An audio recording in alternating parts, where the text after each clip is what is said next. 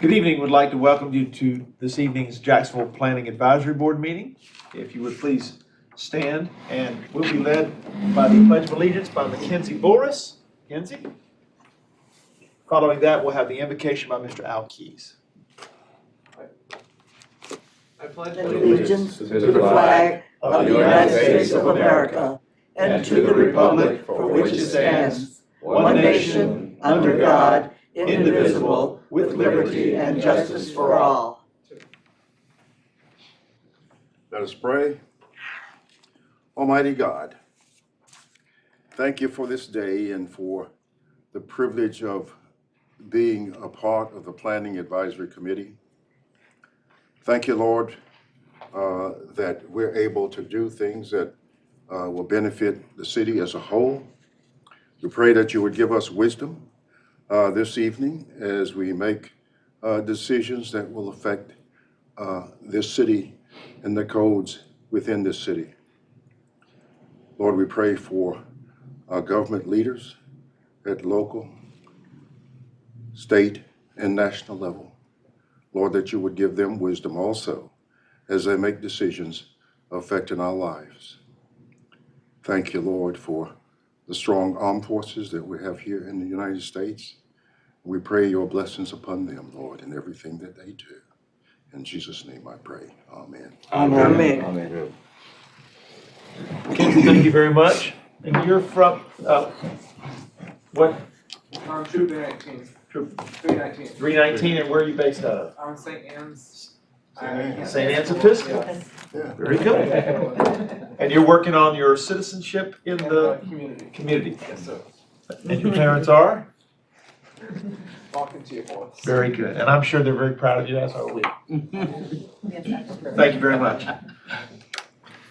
Okay, you have an agenda in front of you. If you'll take a look at it, please. Mr. King, are there any changes? No, sir. Okay. Hearing no changes, motion to approve would be in order. Motion to approve the agenda. Motion by Mr. Forney, second by Ms. Moore. Any debate?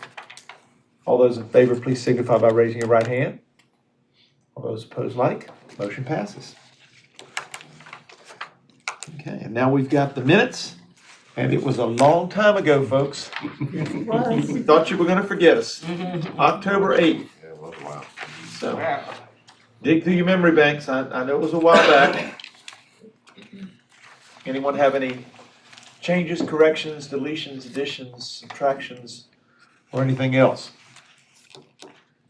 I move to accept the minutes. We have a motion by Ms. Vanderveer to accept the minutes as presented. Second. Second by Mr. Forney.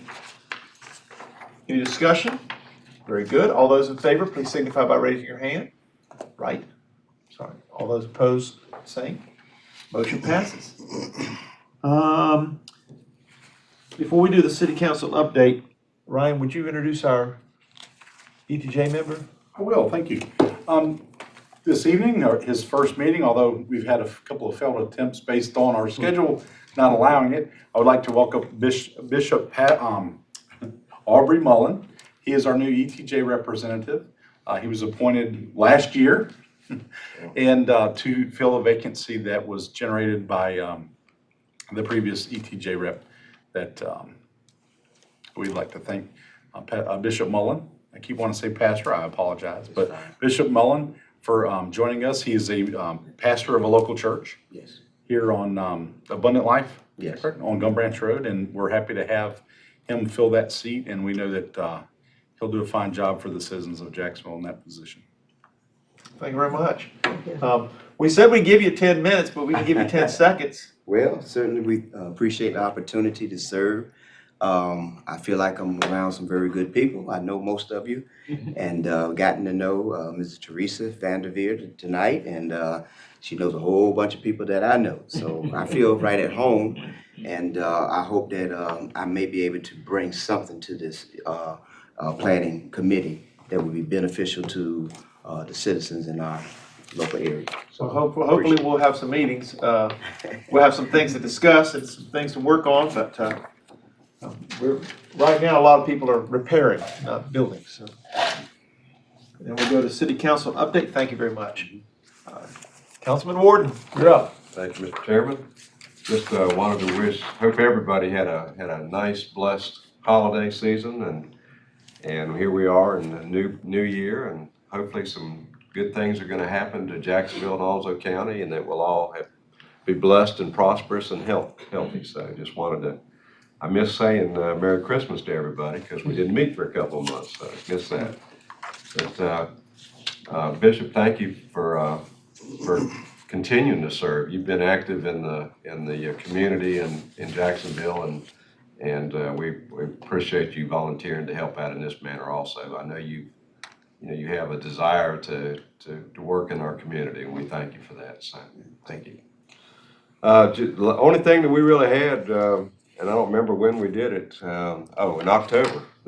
We did that telecommunications tower. You remember the one behind the Board of Education on Wausau up against Camp Geiger? We did approve that too. So that's really it, Mr. Chairman. Thank you so much for allowing me to speak a few minutes. Thank you very much. There being no old business, we'll go right to new business. Thank you, Chairman. Good evening, Chairman, planning board members. Tonight, we are bringing a staff-initiated text amendment for the planning board to consider making a recommendation to City Council. This is a text amendment specific to the use, building, heating, plumbing, and/or electrical contractors. And to kind of go over for, it's been a while since we've had a text amendment. And the way that this text amendment came about is that Jeremy and myself, we've had multiple requests about contractors' offices going into certain locations. And when the UDO was adopted in 2014, contractors' offices in the corridor commercial zone require a special use permit. They're permitted in the industrial zone. So when staff has a lot of requests, we basically say, okay, well, we're going to evaluate this. So we've done a staff evaluation. We've looked at our ordinance. We've looked at the current locations, and I'll show you some pictures here in a moment of some of those around town.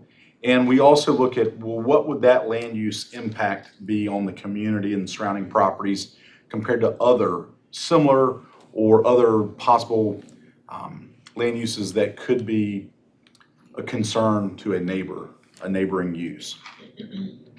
We make a decision to propose amendment, and that's what we did. We said, okay, we want to bring this forward for planning board and city council consideration.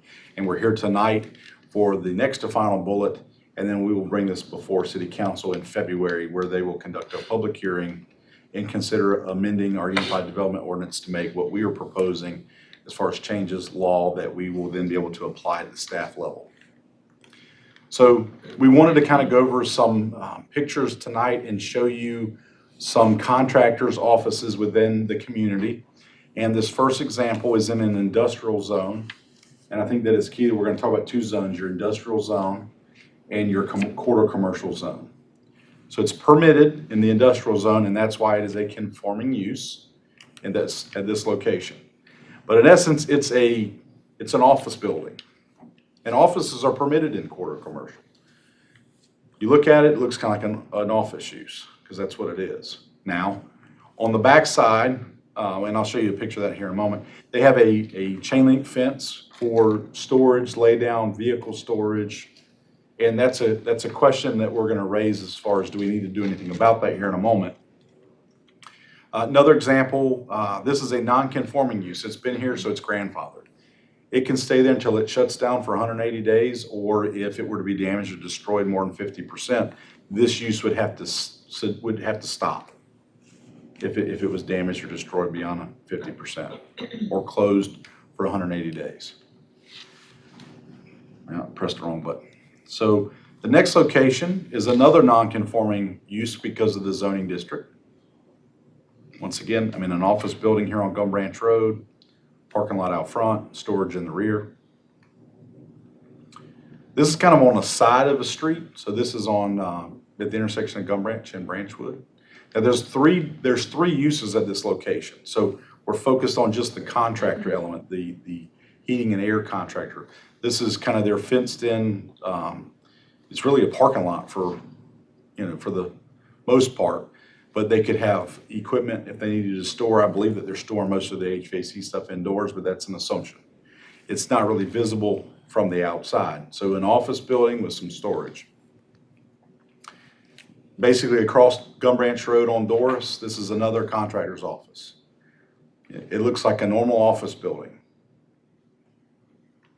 So currently, the ordinance basically allows these as a special use in the CC zone, which is the quarter commercial. Permitted in the industrial zone, it's also allowed with a planned development district.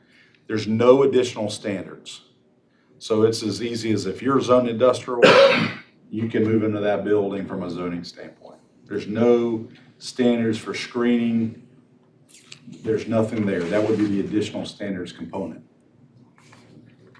Staff is proposing that we consider making two changes. And the first one would be to separate with outdoor storage and without. If it's just an office building and everything is completely housed inside the building, it looks just like an office building. And if an office is allowed, why wouldn't we allow their office if it's completely contained inside the building? So we're proposing to add the first line. It would be permitted, if adopted, in the downtown business zone, the quarter commercial zone, the industrial zone. But if you notice here, we're proposing some standards, and we'll get into those here in just a moment. Likewise, on the current standard, we're adding with outdoor storage to differentiate between the two. We are proposing to eliminate the special use permit requirement and make it permitted within the quarter commercial zone. And once again, some standards. So with the standards, the first part would be without outdoor storage. The only stipulation as far as use-specific standards that staff is proposing, and we've looked at other businesses and other zoning requirements, is that if you have heavy trucks with more than 2 axles or that exceed 20,000 pounds of gross vehicle weight, or trailers, equipment, materials, etc., they shall be located within a fully enclosed structure or stored off-site in compliance with the Unified Development Ordinance. Once again, if it looks like an office and it's functioning as an office and it's completely inside the building, allow it to be permitted. That's what we're proposing in the quarter commercial and the industrial zone, as well as the downtown business. And that would include like a parking lot for cars. Well, the parking lot could be out front, just like a normal office building. Right. If it's for just the employees, for patrons, no concerns there. If you have a work van or a work truck or a work car, they could park there as well. Right. As long as it's a standard, what you would see typically in your driveway. Right. If you have heavy equipment, bigger vehicles, then we're saying they need to be put inside the building or stored elsewhere. Okay. So here's where we're going to dive into a little bit more details as far as the standards, because we're saying, hey, you're also going to be allowed to have contractors' offices in the quarter commercial zone now. So we want to make sure that we address the concerns with the use-specific standards. There's also one negative implication of that, and I'll get to that here in a moment, and that is the industrial example. And that's the last slide I'm going to show you. But we're proposing that basically the use locate any storage areas at the rear of the building. It must be screened with a wooden fence or masonry wall, no less than 8 feet in height. Now, the planning board may say, well, we don't think it needs to be 8 feet, 6 would be adequate. You certainly can make that a recommendation, and we can certainly change that. We pulled this verbiage from another use category. So we're just being consistent with other standards in the ordinance. But this is specific to contractors' offices. So this is your opportunity to make your recommendation that, well, we'd rather see it at 6, or you can say we'd rather see it at 10.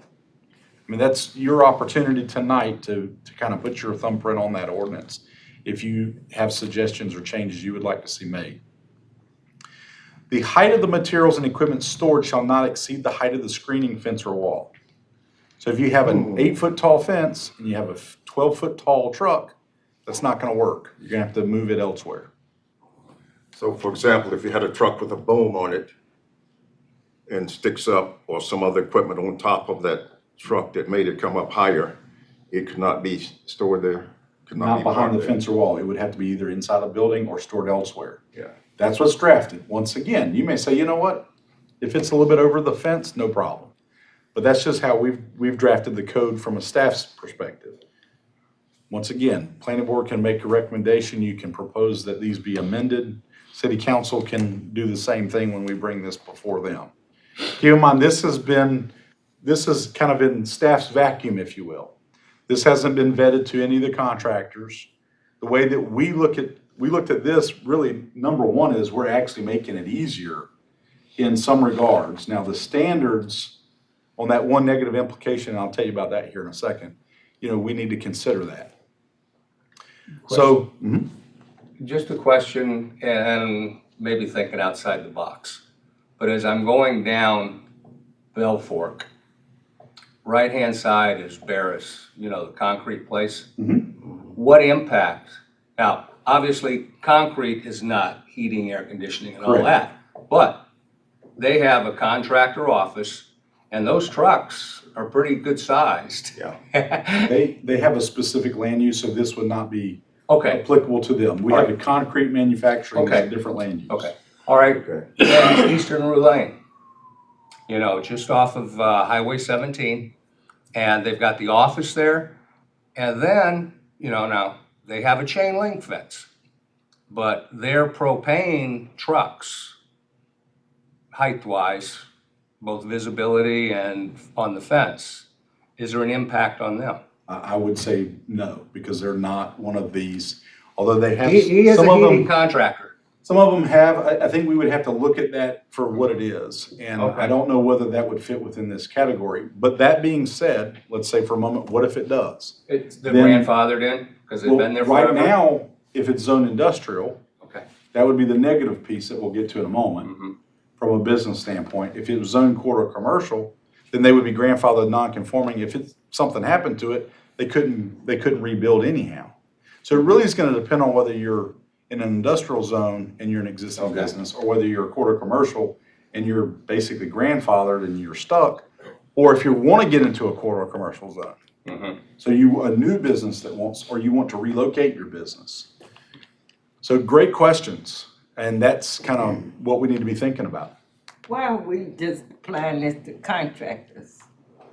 Well, you figure we've got, 100 or so uses, and this is just specific to the contractors. There's similar standards. For example, some of this information is applicable to the auto repair industry.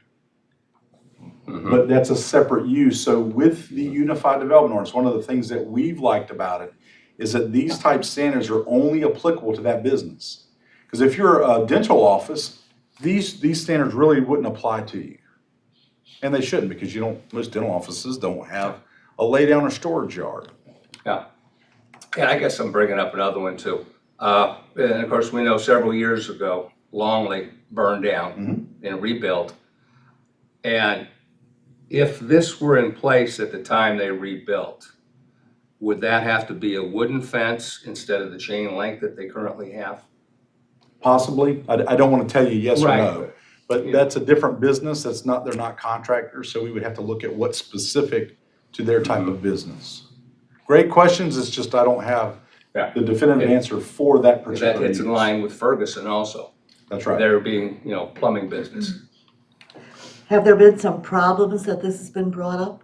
Yes, ma'am. We've had many people come in the office that say, hey, we want to open up a contractor's office at this location. We have to look at them and say, sorry, it's zone quarter commercial.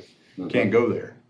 And I think I just gave you some examples of Okay. why wouldn't you want to have that office in those zoning districts? Well, the reason why is that some of the impacts, their storage of equipment, materials, that's a negative thing possibly. You don't want to necessarily see that from the street. So we're trying to balance that. Well, they would be an okay use if you have these standards. So is this more for the new ones coming in, or will this affect existing ones? Both. Both? It's going to impact, most people buy this, and I'll get to it on the last slide. Most of the contractors will benefit from this because they can't go there now or their grandfather non-conforming. This is going to free that up. The industrial example, let me go back Yeah, to continue on. Yeah. the industrial example that I gave you right now. If the standards we're calling for says that this fence right here has to be a brick or wooden fence, they're going to have a non-conforming site feature. So they're going to be a conforming use, but now they're going to have a non-conforming site feature. And I'll get into that piece here in a moment. So that's a negative aspect for this particular location that's in an industrial zone.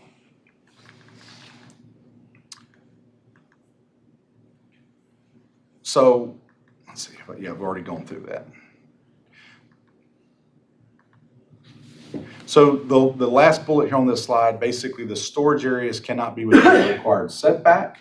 So it keeps it off of the property line if there's a required setback. It also could not be within the perimeter lawn or within the required buffer yard area, whatever that may be. If it's the 4 foot, 10, 20, 30, whatever the dimensions are, they would not be able to use that buffer area to serve as their lay down storage area.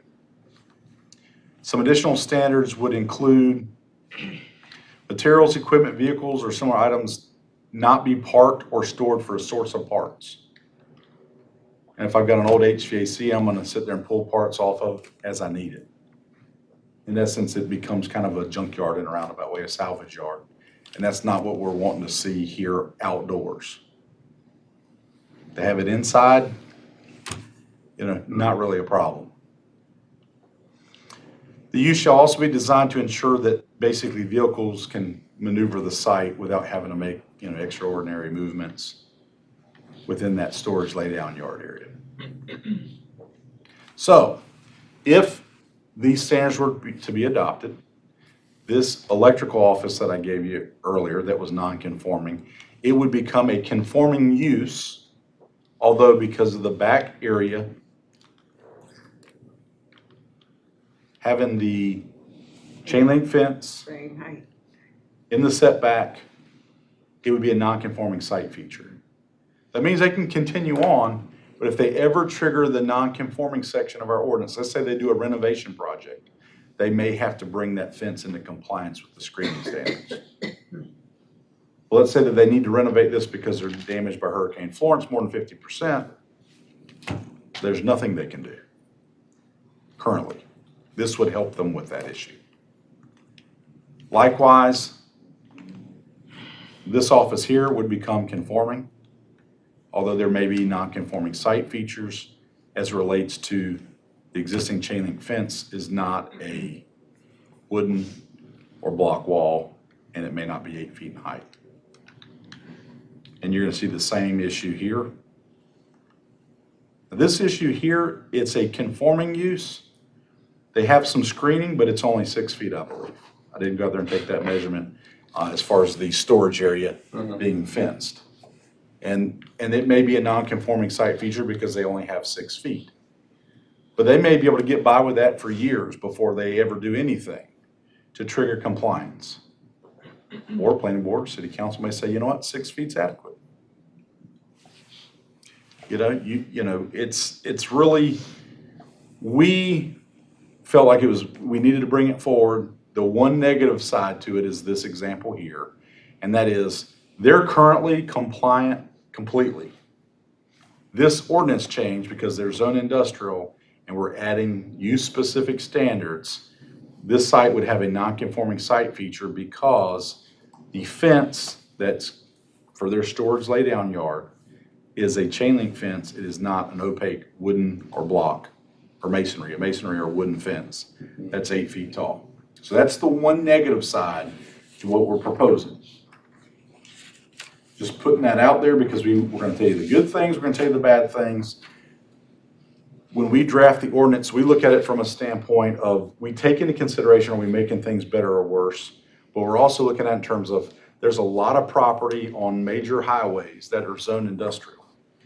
And if the industrial site could have this out and open to the main corridors, we think that the standards are worthy of consideration for new businesses.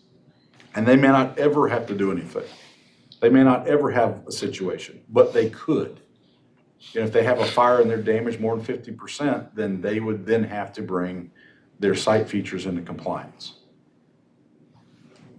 So it was worthy of making sure that we make it clear, the positives, the pros and the cons, so that the planning board can make a recommendation to city council and city council can decide, okay, do we like this? Do we not like this? Do we think we need to tweak it? But that's what we're proposing to the board tonight. And with that, that concludes my presentation. And I would open up for any additional great questions like you've already asked tonight, suggestions and/or recommendation. I would see nothing wrong with having the fence a certain height, and if you had vehicles such as that white one back there and it exceeded the height and it's operational, I would see nothing wrong with the top of the vehicle showing. But other storage material, I think it would, I see what you're trying to do, and that would pose a problem in my opinion. But if they're using that truck every day in and out, I would see no problem with being able to see the top of it, exceeding the height of the fence. Are we trying to hide the truck? That's the idea behind screening these stores lay down here. If it's outdoors, the screening is what we're trying to accomplish.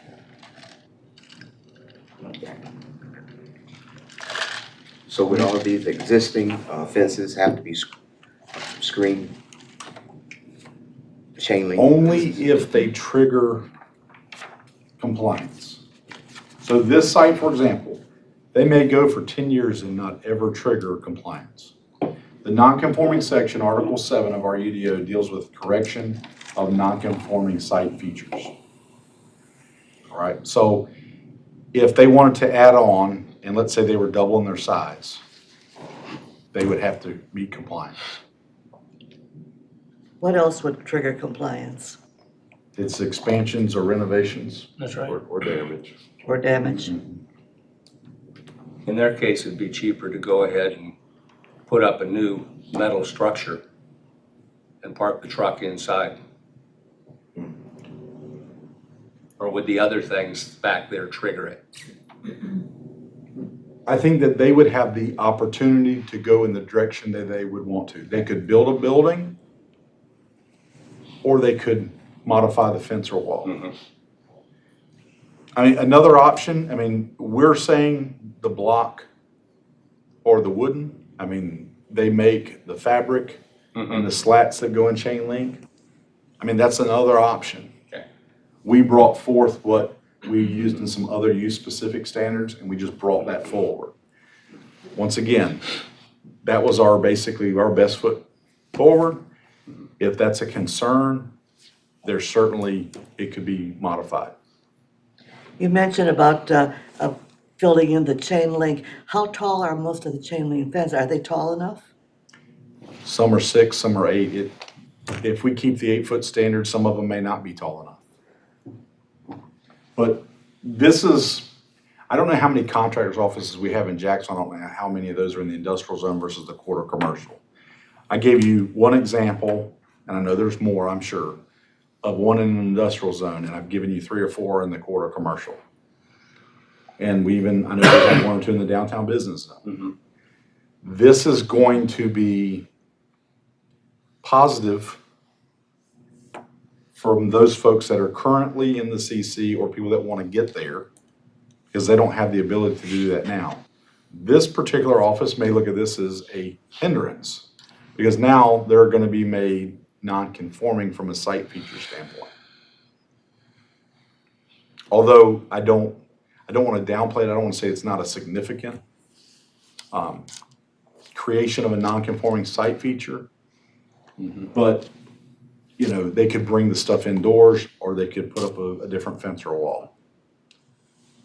Or it may be that planning board and or city council says, 6 feet's fine, it can be chain link. That's what we're looking for.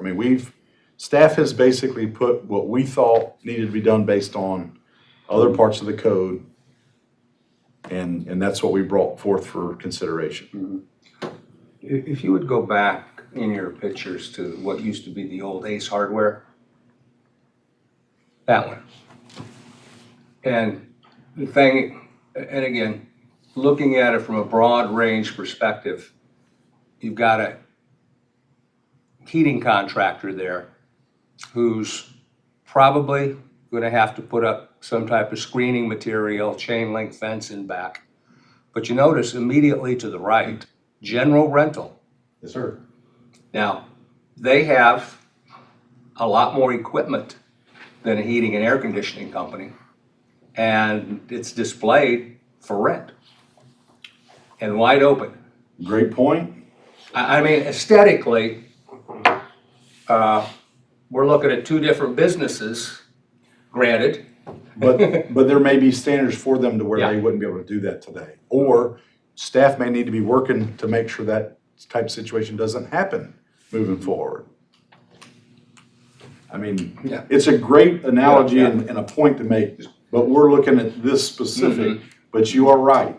And that's how zoning sometimes works. I could be residential right here and I could have commercial here or office. Yeah. At some point, there's kind of a line in the sand, if you will, to where it changes and transitions to another district or additional standards. But you bring up a valid point. Chain link here, next door, but that may not be what we envision moving forward for the future. So while it's a good point, from an HVAC standpoint, behind the building, and we're saying a wall that's made of wood or masonry. And most of the guys we're talking about on this do not have anything other than heavy-duty pickup truck, trailers, vans. They're not sitting at the, extremely large vehicles. Some are. Yeah, some can, and this is gonna apply to everybody, so you may have somebody that has excavators Yes. and front loaders and backhoes and Yeah. low boys. I mean, this is gonna cover For the big all of guys. this. That's Yeah. right. Ryan, looking at this is a great picture because this is commercial quarter. That's And correct. you see the Smithfields, which is what most people think of. You also see the heating and air, and you see the rental place, and you're seeing the mixture that usually happens in a commercial quarter, unless there are a lot of restaurants or businesses that are like 1, 2, 3 right down the line. I don't have a problem with the chain link, and here's why. Because as nice as you think a solid fence looks, and from blocking people's view, it also blocks people's view. And when I say people, I mean law enforcement and people that are messing with vehicles on the other side of the fence. You get in the back, you've got a fence to protect you from anybody seeing you. You can do whatever you want with those vehicles and slip out the side, and nobody's seen anything because you've been protected by a fence nobody can see through. So I could see where they would probably have a concern with that. And we have heard that. I think that's a valid concern from their perspective, and I'm not trying to downplay that. I'm just saying from a planning zoning, we like screening in buffer yard areas. That's what we do, right? Well, it's So, like putting but you're too right. many signs on a Windows business. Once again, Yep. that's correct. But aesthetically, that fence does not look bad to me. And I think it would be fine. And I don't think it's so much the fence that we're concerned about, we're worried about the materials that's being stored behind it. If I'm an HVAC contractor and I perform 15 changeouts this week, and I bring back 15 old units and I just pile them up in the corner, and you can see that from the street. That's the piece that we're worried about. Jump. Correct. Until they can get it hauled off or recycled Right. or whatever it is that they may do with it. Sometimes, that old excavator, it's been a good one. I'm gonna keep on running it, and it may not be John Deere green anymore. It may be an orange color. So, but I think all valid concerns and points that we consider, and that's why we brought this up, is that we want everybody to kind of understand that. Has this been discussed with some of these contractors? No, ma'am, it has not been. That's what a public hearing would be for, correct? Correct. And then after this meeting, it's not going to city council till February, so there's certainly time that they may hear about it. We can certainly reach out to some of these individuals if we need to. Like I said, other than this one particular issue, we think that most of it is of benefit. Because right now they can't go in those other districts. Another option would be if it's zoned industrial, don't have any standards. As long as, or reduce the standards. The concern that staff has from that standpoint is we have an awful lot of zoned properties that are zoned industrial. From Western Boulevard to Piney Green Road, on the right-hand side is all zoned industrial along the old railroad corridor. And that's not the only area. So, I mean, that's why, based on the current zoning, that if we don't have the standard, a new contractor's office could go in there, and you could see that from Highway 17, for example, Newbern Highway. Now, I'd like to understand this. If this were to pass, the current ones would not have to do anything unless they initiate something that has to bring them in compliance? Correct. So they would not have to do anything They would not right have to now? do anything It right would- now. Basically, the new ones coming in would have to go along with this, but the other ones have a time unless they change something. That's correct. And that's what I'm saying, I think that what we're proposing, at least for the initial piece, is positive unless you're in the industrial zone. I guess if I were to call the examples that I've given you tonight, you're probably gonna hear, well, that's good for us, that's good for us, that's good for us. These people may say, yeah, well, you're gonna make us have non-conforming site features. And that's why I put that out here for us to discuss. Does non-conforming site features have any impact on loan ability or insurance ability? I think that would be a question to the lender, because the use is allowed. So we're not saying that it's a non-conforming use. We're saying that they have a site feature aspect that's not compliant. I guess that would be a question of the banks, find out whether they would consider that more or less of an issue. Usually they ask us if there's any zoning violations, which this would not be a zoning violation. This would be a legal non-conforming situation, but it's not gonna be a non-conforming use. The use is allowed. Yeah, they'll ask if there's zoning violations, building violations, could the building be built back where it is or on the same site? I mean, that would not be the only time that I think lending may be an issue, is if they could not rebuild. And I'm almost of the opinion, industrial's industrial. I mean, I've known industrial sites are not pretty. And as much as you wish they were, you're usually at the mercy of the person who owns the site to make it look like it's supposed to be a viable business and it's supposed to be an attractive part of the city. And as long as you've got that, as long as you have people who do take pride in the city and want it to look nice, their area will look nice. And the ones who don't, theirs are gonna look crummy. I mean, as long as they stay in business. I personally, I just didn't see a need for it in the industrial zone, but that's just my opinion. And in the other areas I think a chain link was good enough for me, but, you know, I mean, it's gonna go through public hearings, it's gonna go before city council. And it's, right now, it's before us, so we have to decide what we're in favor of. Yeah. Opinion? But Center Street and that whole area is the industrial zone. And all of that stuff is chain link. That area is industrial. Yeah. And there's Yeah. quite a few chain link fences in that Yeah. area, yes. And some of them don't look too awfully good, you know, after the hurricane, because, Yeah. you know, I think the old Oshkosh facility, you know, it's Saw that in tatters. And that's at the corner. But I contend it's when you drive through an industrial zone, it's what you, I'm not saying it's what you expect, but you're not surprised because it's an industrial zone. That's why it's called industrial. It's, you know. How did the chain link fences hold up during the hurricane? Or the wooden fences probably didn't do as well? I think it really just depended on where you were and what kind of condition you were in.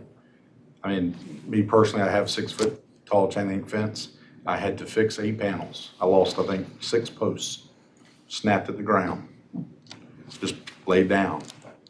I mean, it really depends on what type of condition and Wind came through. Well. Yeah, I mean, and some if you've got a neighborhoods were tree hit line, worse by Yeah. straight line winds and. But you take a look at the Camp Lejeune chain link fence, and none of it's been repaired yet. Yeah, But you've got trees that were laid over, and yeah, they came and sawed the tree off, but propped some of the fence up. we had one tree just complete. So So why don't we do this, if the board would consider doing this? If we go to attachment A, under E2B, if we just go down 1 through 4, whether you think that it's good the way that it's written, or if you would recommend to city council that be approved with that, but with some modifications, and this is your opportunity to let city council know, hey, you've heard staff's consideration, yes, sir, that page. Page 11. And you basically, like, for example, on number 1, you may say, well, we're gonna change 8 to 6, and, you're okay if it be a chain link, wooden fence, or masonry, as long as it's screened.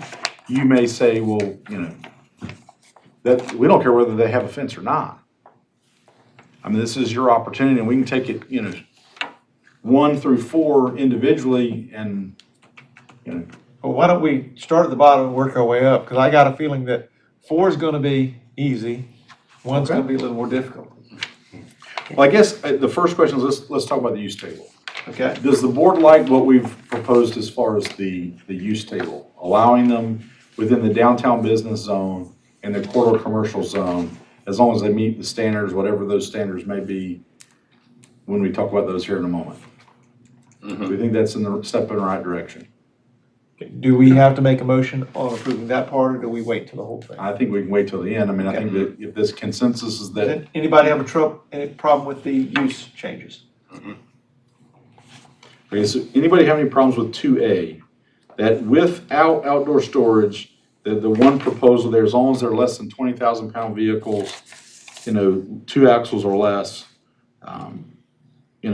that's perfectly acceptable. That sounds Yes. good. Okay? All right. I have just a little bit of a problem with that. So if I, for example, had a HVAC business and I had one of these bucket trucks or something like that to do my lifting of air conditioners off the top of a building, you're saying my only vehicle that's out there would have to be stored inside of a building? Or elsewhere. If it's Or more than elsewhere. 20,000 pounds and has more than 2 axles, that's correct. And is that in either the industrial or the downtown business or the corridor commercial? Correct. If you apply for a office without outdoor storage, we're saying that you can have this outdoors. Anything past this, you would have to get it indoors or elsewhere. So it would cost them to have to move their property elsewhere. If they have a vehicle that's a large vehicle, more than 2 axles, heavier than 20,000 pounds, if they can't bring it indoors, they would have to find somewhere else to store that vehicle. a good example would be right on Henderson Drive, just past the Mai Tai. Fisher Electric. It's got one of those little old buildings there. Okay, all they ever have there is the van. And that, they really don't have any other big equipment, but they're mainly, electrical and security systems. And there's several other businesses in town that just have trucks and vans. So somebody who would have bigger vehicles would probably not want this type of go into this. They'd have to go for something that allowed more parking. They would apply, if I'm interpreting what I'm hearing, they would have to apply with outdoor storage. That is correct. And meet the Yeah, requirements for outdoor storage. So they wouldn't Yeah. even consider the That's flat right. out. They just go, hey, we want Which with means the outdoor. fencing, whatever we decide in that fencing part. that's right. That would be my only hang-up. It seemed like that would be quite an expense if I had, say, 1 or 2 trucks that were either heavier or taller than the fence height. Then if that were the So- case, you would move to outdoor storage, you'd put, let's say that this board approved the fencing. You'd have to put the fencing in the back and it would go in there, and then that's the category you fall into.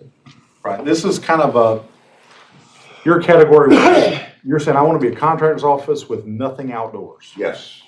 We're just No problem. saying, we're saying that that's fine as long as you don't exceed this, you can fit within that first category. Yes. And some No problem. contractors' offices, Councilman Warden, I'll pick on you, I mean, Pro Construction. They had an office right there next to Helen's Kitchen, everybody knows where that is, right? So they had a contractor's office. Did you have any storage of vehicles behind the building? Not there, no. So they would have been a great candidate, or would be a great candidate, and they were damaged, I believe, substantially. Well, the building they may not have triggered it, but they had storm damage anyhow with Hurricane Florence. But they would be a great candidate for this use. We had off-site. Right. Off-site storage at another location. And a lot of some of these companies have that. They may have a storage laydown yard, you know, in the industrial area or out in the county, We own that property, so. but they want to have a presence inside the city, and they just want a small office. This gives them the opportunity. They could go this route if they want the without outdoor storage, because they just want an office building. So what you did, you basically just created a small, sort of a subset of the ordinance where people without vehicles can store things. Or I'm sorry, can have an office. That's right. Yeah. And they can still have work vans, Yeah, and the vans can be parked out front. yeah. It's just if you're going to that bigger category, we're saying you got to go down that other path. You got to go with the outdoor storage. Yeah. I'm just seeing the expense of requiring somebody to have to move their equipment somewhere else. Where are they now? Where's that person now? If they were in they would be non-conforming, and so they wouldn't have to change, would they? But it depends. I mean, if they're in the city right now and they're in quarter commercial, they're non-conforming. So they don't have any provision at all. This would give them an opportunity. I see. So I'm trying to think of a really good example to use to where the wines and wares right here by the bridge. Yeah. Let's say that I'm a building contractor and I want to open up a contractor's office there. And all I have is my pickup truck. I don't have any equipment. My crew brings their equipment to the job site every day. I could use this category. Yes. But if I have 10 excavators, I'm not going to fit within this category. But it's quarter commercial. Right now, I don't fit in the category anyhow. I can't go there. This gives a provision to go there. And not to make light of what you're saying, I think it's a valid point, is that you could cause people to incur cost, but it's not like they're zoned appropriately now and we're adding these standards. That would be the industrial scenario that we've given you. Right now, they can't go anywhere, and if they're there, they're stuck because they're non-conforming. So if they have a problem and their building is damaged or destroyed, they can't go back there, even though they may have been there for 50 years. This at least gives them a platform that they can go through. So, I mean, to me, this is a small office. I'll give you a great example, and this may be the site. You may not know the site as well, but it kind of gives you an idea. Manley Heating and Air went into that small building right next to River of Life Church at Gum Branch Road, right there at the corner of Lakewood and Gum Branch. Yeah. You had the landscaping company, Grants Creek? Jackson. Jackson's Landscaping. They had that little building. It's probably, 15 feet wide by 30 feet deep. It's not very big. They had an HVAC office there. It would be a great candidate for this because they don't have any vehicles. They're stored at their employee sites every night, and they're probably nothing more than work vans. They go pick up the equipment that they're going to service or replace. They go pick it up from the manufacturer, the distributor, and they take and install it, and then they take the old and have it recycled or to the landfill. And there's nothing there, but they had an office so that if any of us wanted to swing in there and say, hey, I want to have my HVAC unit replaced, what's it going to cost me? I could do that. Or the person that's scheduling them has a phone and they can take phone calls. and they need a business location for tax purposes, whatever it may be. Right now, they wouldn't be able to go there. This would give them that opportunity. That's pretty good vote. I think it sounds good.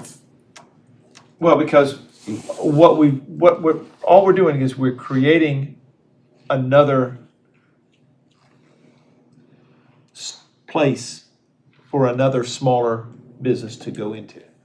We're not forcing anything that's currently out there to fit into this category. Right. Right. It's an opportunity. Correct.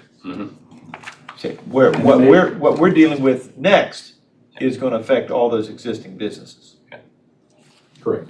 2A is a plus. It creates a business opportunity, really, for anybody who has a building for rent, or even a storefront for rent. Well, I don't have a problem with that one. Okay. Now, we're on 2B, or not 2B?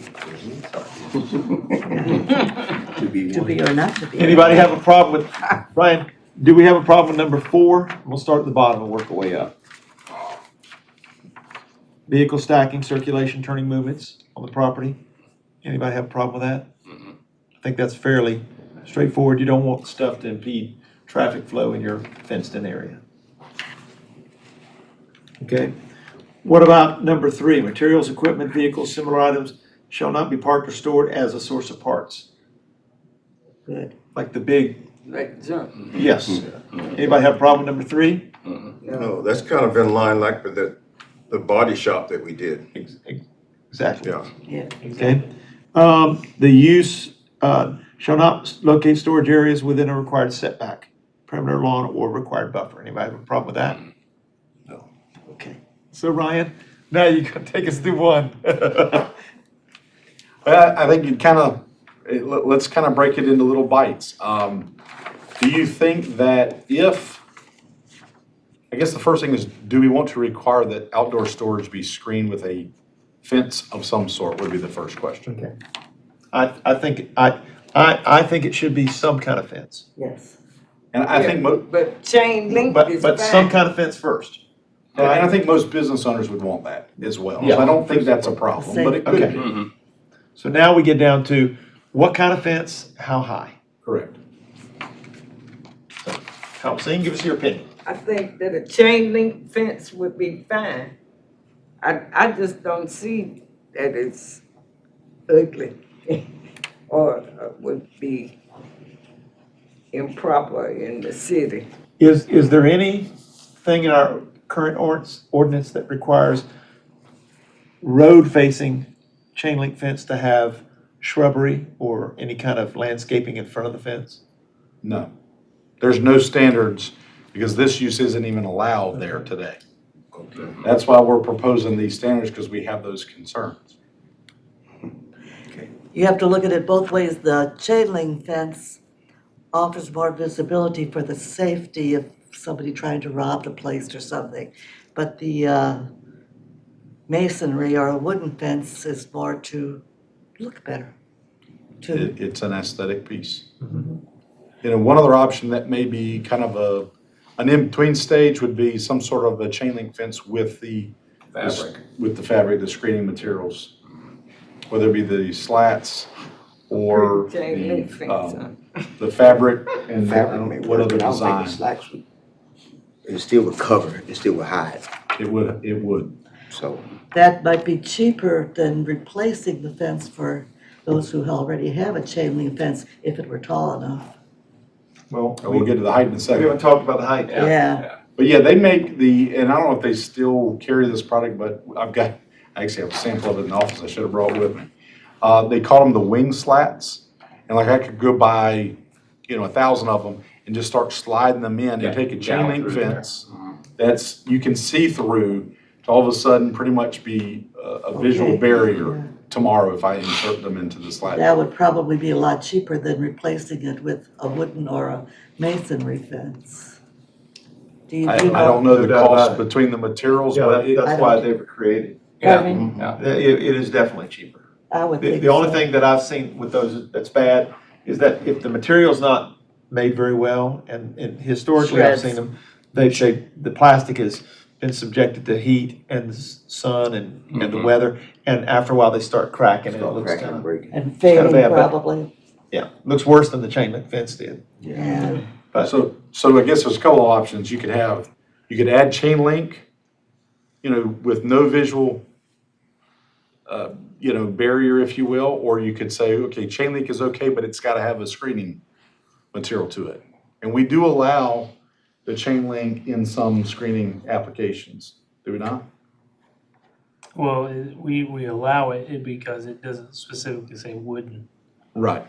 It just says to be screened by screen. So, I mean, that would be opening, that would basically give another option. It's just an option of, do you require a fence? And then if you require that at least a chain link fence, wooden or masonry, then the question is, are you gonna require that they have a screen barrier on the chain link? If we allow that, we almost have to have something put in there that they would have to keep that in good repair. Sorry. Okay. In our fence and wall section, we already have that. Do you? It's Yeah, already been built. because like Homer said, if it cracks or fades, and it would just not look right. Yeah, Well, I would like to just add that the chain link fence with no screening barrier. What is, Just- what is screening?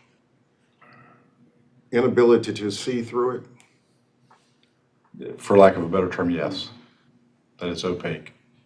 That The you can't see. slats, you still can see through, it just breaks it up. Well, And even if you put the fabric, you can see sort of through it, but you also. if you got close, if you're passing, it would not be as obvious. I guess a lot depends on what they're storing there. If it's just vehicles, you don't mind seeing them, but if it's junk, you'd like to have it completely invisible.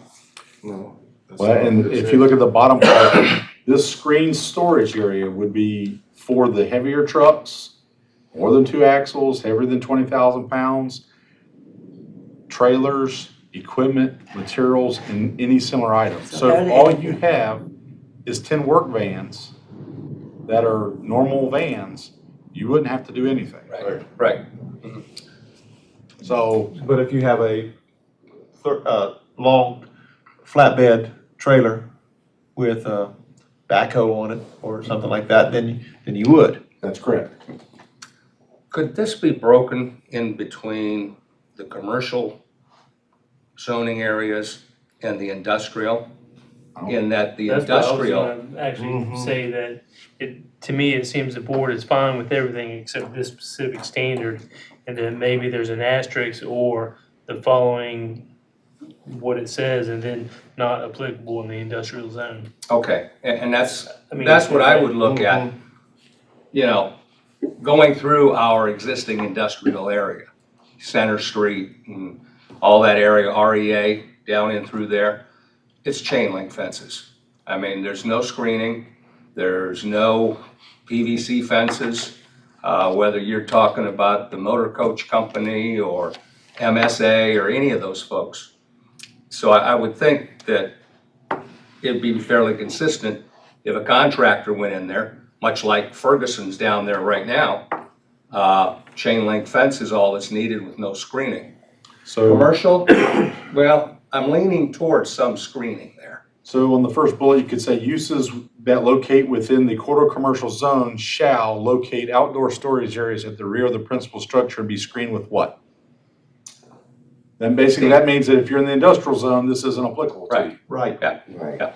So I, I'm you good know, with that. in some cases, Industrial, fine, yes. Mhm. but now we're down to commercial corridor. So hold on, so uses located within the CC zone shall locate outdoor storage areas at the rear of the principal structure and be screened with You know, what type, how high? Because right now they can't be there at all. right. Yeah, We and still had a problem of being able to see what's Mhm. going on back there when police drive by. If we have some kind of screening. That's what I'm worried about. And it is commercial corridor, which means that not only is there the concern that somebody's back behind a fence doing something, but they're also near a building that may be another restaurant or something else that we don't want them to Mhm. take the equipment that's in there and use it to get in the other place where nobody finds out about it until it's too late. Just for aesthetics. I just assume see just chain link fence with vegetation, landscaping. For the industrial areas. No, No, commercial corridor. commercial corridor. Commercial corridor. We're okay with, we believe, am I right, nothing for industrial. Nothing, But yeah. It's and not commercial to corridor. complicate it, because this is the kind of discussions Ryan and I have every day.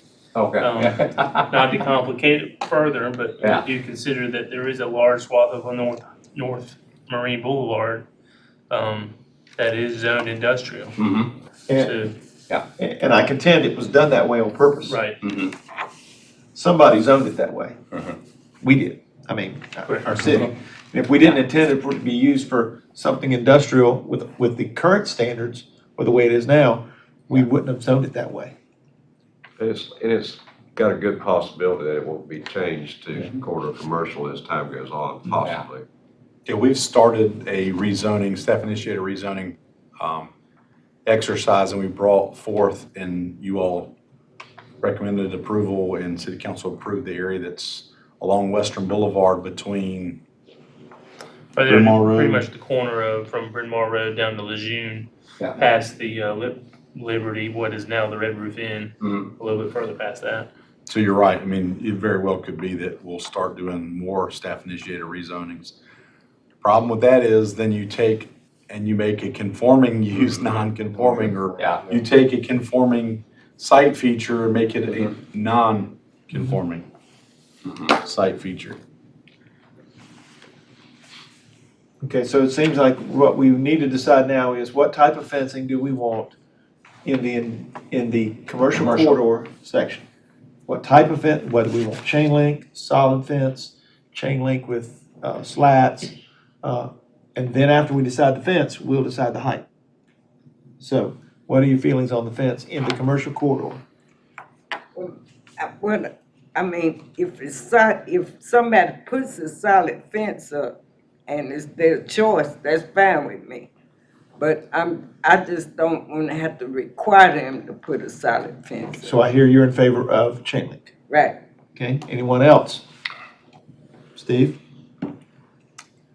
I'm not opposed to screening, but I think whoever's putting in the permit should have some leeway in how they want, what they want for screening. And I'm not opposed to vegetation. If they want to put up a solid wood fence, that's their choice. If we use the term screening, but give them options, whether they go to Vital Sign and get the fabric, they go to, the other place and get slats for chain link. I think they're gonna put up a security fence to begin with. If they're in a commercial zone that has that much traffic and are gonna have stuff behind them. Much like, any new zoning or new project that comes through, you have vegetation requirements for aesthetics. Al? That already exists. I would be in favor of a chain link with slatting, but I would not, but that would have to be one of the options, one of the three options, or one of the, how many options we come up with, solid masonry or wood, or I'm pulling it up now, but I believe one scenario, if a fence is gonna remain as a requirement, I think we normally say screen with a fence or wall no less than X feet in accordance with 5.5, and I'm pulling up 5.5 now. I'm sorry, it's actually 5.4. We need to change that 5.5 to 5.4.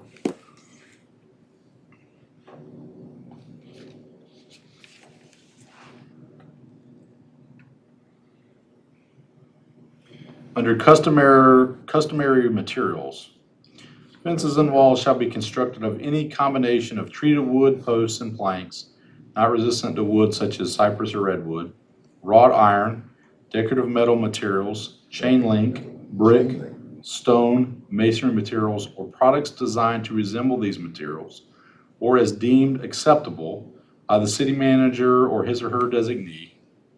Where certain materials are specified for particular types of screening or buffering, fences or walls, all other fence materials are prohibited. Okay. So we were going with specifics, which means these were the only two that would be allowed. So if we strike wooden and masonry and just say a fence or wall, then all those examples that I just gave you are opened up if you still want to require the fence, including chain link, as long as it's screened. Teresa? So, For the visibility, the safety visibility, I think a chain link fence would be good. I like his idea of having some vegetation, something to beautify it in a way. But I wonder if the police wouldn't prefer having the chain link so as they drive by, they could see into the yard to see if there was anything amiss. Bishop? Right now, does the police have a problem with 8 feet fences that are solid, whether wood or masonry?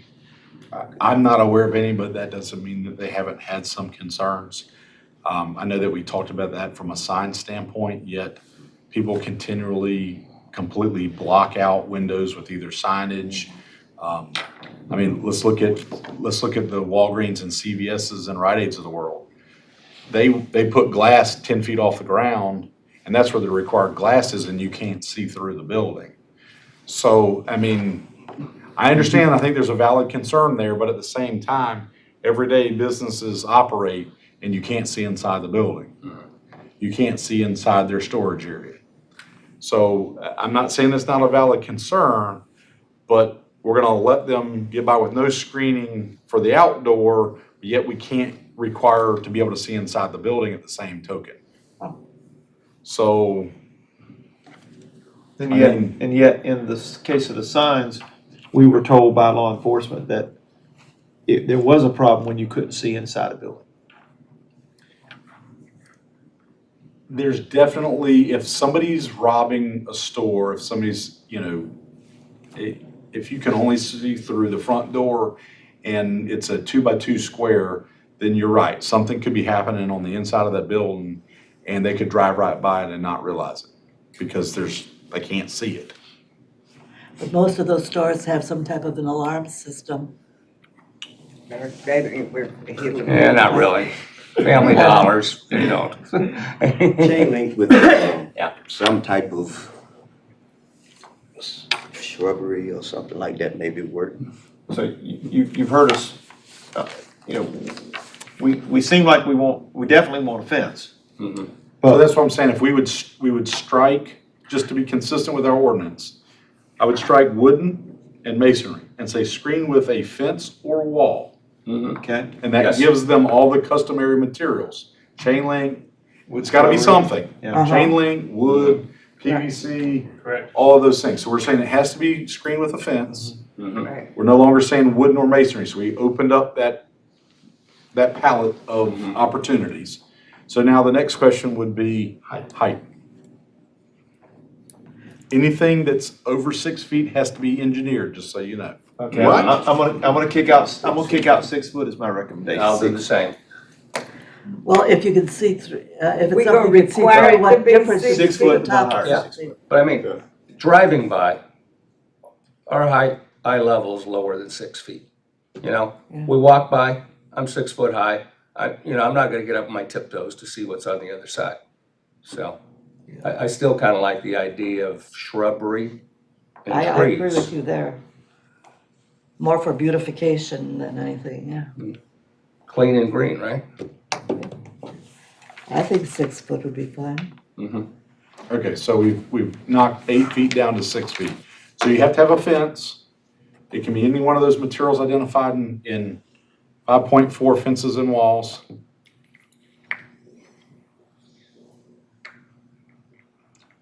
Storage behind the fence, exceeding the 6 feet. So now you've just taken away 2 feet Storage. if you leave that sentence. Right, but now, so, do I hear that everybody's okay with 6 foot? Okay, Well, storage other than vehicles. anything higher than should be- 6 foot's gonna require an engineer.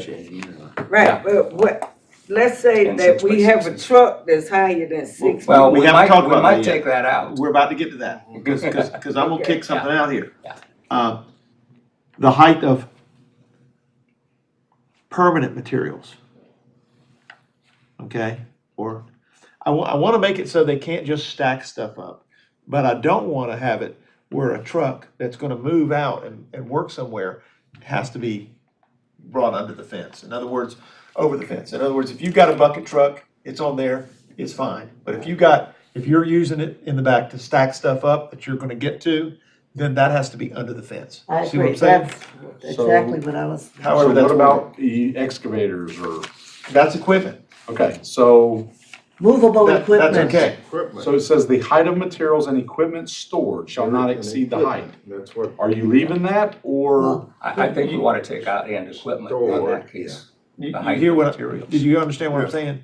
I If think- if it's on wheels and it moves, It it's could be okay. higher. it can be higher than the fence. Movable equipment, yeah. Because all you've gotta do is Like move it. during the storm, they had these trucks that were very tall that had to do a lot of work.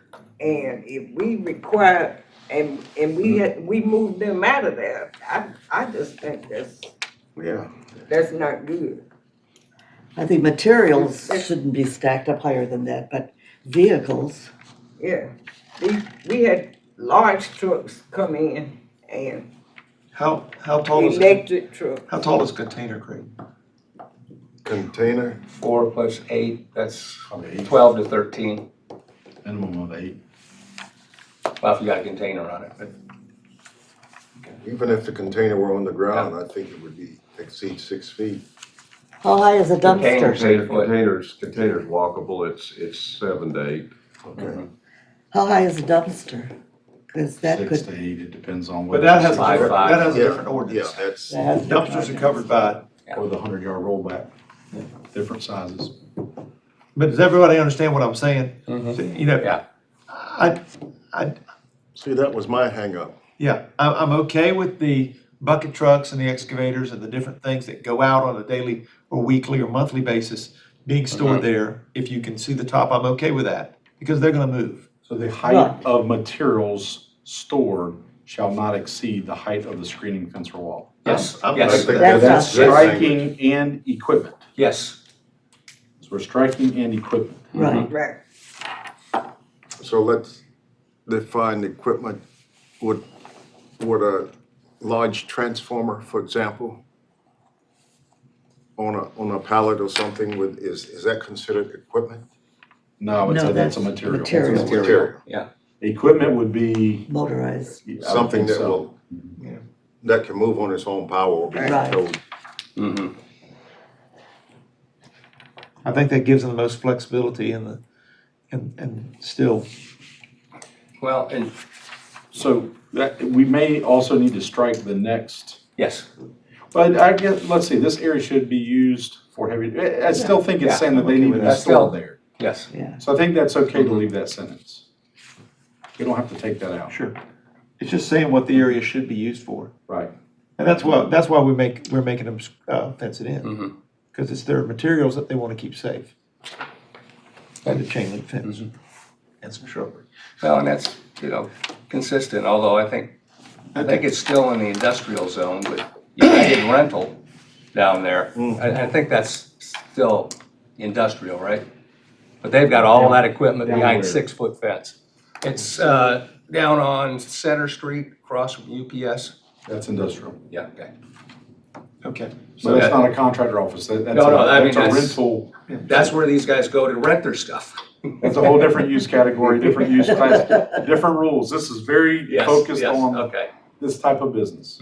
So it looks like we've been through Yeah. everything now, right? Mhm. I think so. So modify one would be uses located within the CC zone shall locate outdoor storage areas at the rear of the principal structure and be screened with a fence or wall no less than 6 feet in height in accordance with section 5.4 fences and walls. The height of the materials stored shall not exceed the height of the screening fence or wall. This area should be used, et cetera, and we're keeping 2, 3, and 4 as is. Okay. Yep. Now, can we have a motion to approve as presented? Motion to approve as modified. As well. Mr. Forney has made the motion to approve as modified. And second, Ms. Moore. Any other discussion? We're trying to get you home before bedtime. Yeah, Thank I you. think Or my that's, bedtime. I think that's a good resolution. And please remember that we're an advisory board. This is gonna go before city council. This is gonna go before public hearing. You're gonna have businesses are gonna have a chance to come out and give their 2 cents worth in. Hopefully, what we've done is we've helped alleviate some of that so that they may not have a problem with it. Because they've heard us talk about their concerns and we're only citizens, you know. So, hearing that, all those in favor of the motion, please signify by raising your right hand. All those opposed, like. Motion passes. Always forgot where I'm at, Ryan. Ryan, Reports. Jeremy, we do appreciate all the hard work. You can Oh, yeah. tell, you did a Yeah. very good job on this, very, very good. Ready? Time for reports. Go for it. Well, thank you, Mr. Chairman. Jeremy and I do appreciate that. And I think that, I told somebody, well, I'm not gonna jinx it and say that we were gonna be done in 15 minutes because I'm glad that we went an hour beyond that because this is exactly the type of conversations and discussions we would love to have with you on items such as this when it comes up. Because this gives us an opportunity to really vet it out and think about, okay, what are the ramifications if we go left or if we go right? So I thank you all for taking the time and really thinking through this as you always do, but this was a great conversation. And even if we would have had 3 items, I would have loved to have gone through this, even if we were here till 10 o'clock tonight. I know we hadn't had any of those marathon sessions in a really long time, but we may have set a record for the longest amount of time for a single item where we've made a record for the quickest on a single item. I do appreciate it, I know Jeremy as well, to really kind of help us vet this out, because as you stated, Mr. Chairman, that now the contractors that find out about this and hear about this, they may say, oh, well, you know, that's exactly what our concern was, and now they may pick up the phone and call the council members and say, you know, what the planning board did was great, we can support that because it's better for us than what we have now. So I do appreciate that. So that being said, I'll get on to the report part. The first thing that I'd like to start with is to thank Mackenzie Boris, how do you say that? It just Boris, okay, with Troop 319. Although Chairman, you kind of stole my thunder earlier when in the from the St. Anne's group there, and appreciate you coming out and good luck as you continue to advance your scouting badges and things like that. The second thing I'd ask for the planning board to do would be to mark your calendars. So you got a pen and piece of paper. Tuesday, April the 9th, 2019. That is the date for the annual advisory committee dinner that we'll have this year across the street, as we've done the last at least 2 years at the Jacksonville Conference Center. What time? Oh, I didn't write that down. I believe it's 6 p.m. But we'll send more information out and ask for an RSVP in the coming month or two. But I wanted to make sure that, and I know it's 6 o'clock. I just wanted to make sure that you had an opportunity to mark your calendars so that you don't miss that opportunity if you would like to attend that. It is at 6 o'clock. And like I said, we'll send out some more information in the coming month or two, but just wanted you to go ahead and mark that so you can pencil that there. And after that, I mean, the only other thing that I have is, just to wish the board member Happy New Year, and staff and I, we look forward to the 2019 to see what kind of things we can do, just like we did here this evening. That's all that I have. Thank you very much. And before we adjourn, I'd like to thank you for participating tonight. We value your opinions. And we do appreciate your discourse. And I'm glad that we don't always agree all the time, because that's what makes us the great planning advisory board that we are. And a testament to us will be how quickly things pass through city council when they leave us. Because if we've done a really good job, then we've taken care of all those problems. So hearing no other business, I'll take a motion to adjourn. I will make a motion to adjourn. Motion by Ms. Vanderveer, second. Second. Mr. Forney? Any opposition? You want to stay longer? Okay. This meeting is adjourned.